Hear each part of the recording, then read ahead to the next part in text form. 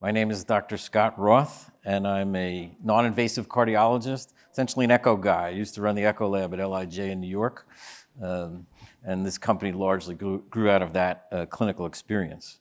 So the question is, why am I here talking about intensive care units and ICU patients and things like that? And essentially, think about it, right? Why do we build ICUs and staff them 24/7? There's only one reason that we have intensive care units, and that is to maintain organ function while whatever therapy has a chance to work. That's the only reason we spend that effort, okay? The way organ function works, we have to get perfusion, oxygenated blood flow to the organs. And as you know, picture on the left is the heart. Think about it like a pump, right? So a balloon that's gonna fill and squeeze, create blood flow and pressure, and perfuse your organs. That's what the game is about. The problem lies largely to the nurses, okay? How are they going to manage these patients and maintain organ perfusion? Very important problem because organ failure is the #1 cause of death in ICUs in the United States and around the world. The problem that they have is that the information that they're using to manage these patients largely doesn't tell them what's happening with the pump, only with the output of the pump, okay? So if you look at the bottom, what we've had for 50 years is hemodynamic monitoring blood pressure and blood flow. That's fine, tells you that there's a problem, but it doesn't tell you exactly what to do, okay, when the patient has a problem. In contrast, if you ask me, a cardiologist, to come to the bedside and help them, I can use cardiac ultrasound and look at filling and function and tell you what to do, but that's not available as a monitoring tool in the ICU. It's certainly not available as a tool for the nurses. So either cardiologist or someone with that expertise is not going to stand at the bedside for 24 hours, 12 hours, or even an hour, okay? And you won't be able to use it to see the dynamic changes. So what that leads to is that the nurses and the teams in the ICU are typically guessing, trial and error. If you've ever heard of a fluid challenge, that's trial and error.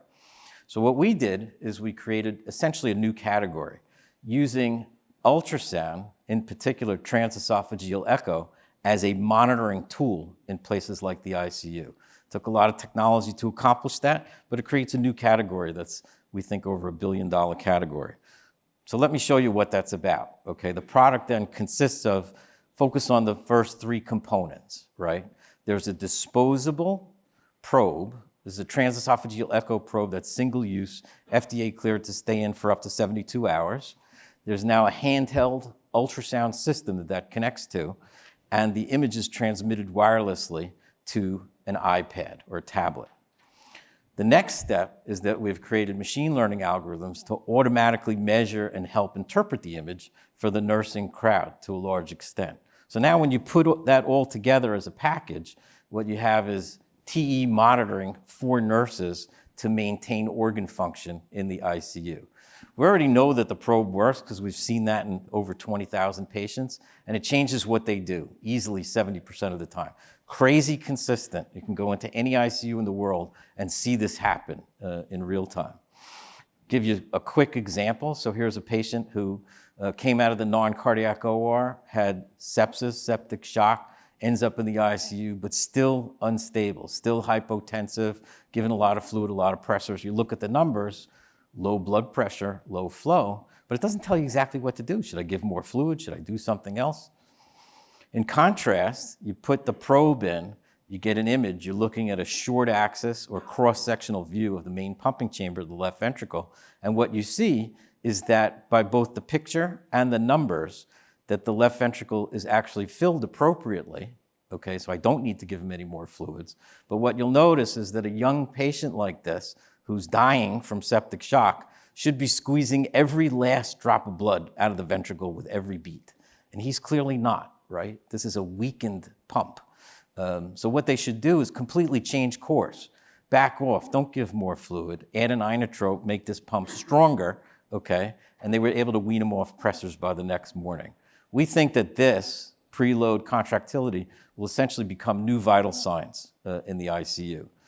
That said, we've had the opportunity to develop a very good IP portfolio, especially around the probe and the unique things here. Some new ones pending. Everything you see on the left is already FDA cleared and currently in use in a small number of reference sites. And what we're doing today is on the right, we have developed the machine learning algorithms to automatically measure and interpret the image. And now we're performing final validation, if you will. And therefore, we expect FDA clearance before the end of the year. So put that together as a package, and it's a very low-risk regulatory path at this point. No miracles, no outcome studies, just validation on the images that are being collected. These are the types of sites that we've been working with around the country, and you'll notice some of the biggest hospitals in the country, essentially. We've been very fortunate to be able to do that.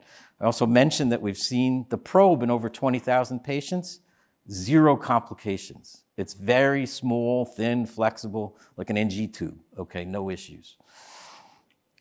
The business model is also very compelling in that it's a razor blade model. So what you get is the probe itself is single use, disposable, sells for about $1,500. And we expect that a large hospital system would be then using that in multiple departments, multiple ICUs, multiple hospitals within their system. And that rolls up to close to $1 million a year in a large hospital. At the same time, high margin business. So essentially it's a recurring revenue, high margin business. And the capital component here, the handheld, is very small by comparison. Experience group, we're very realistic. Okay, we know there's over 4,000 hospitals in the United States that could use it. We're targeting 453 because we know they have the multiple departments and this can help them. At the same time, what that rolls up to is a very realistic plan, okay, for the next 5 years. So with an initial investment of $5 million and then a subsequent follow-on to scale, what you see is revenue of about $100 million at 5 years. What I want you to notice is that it only takes 172 out of the 453 hospitals, okay? So these are hospitals that we know will adopt. We're not talking about spreading it widely. Obviously, with a strategic or a partner, that could be much bigger, much faster. This is our go-it-alone plan, if you will. So presently, we're asking for $5 million to complete the path to this next regulatory approval.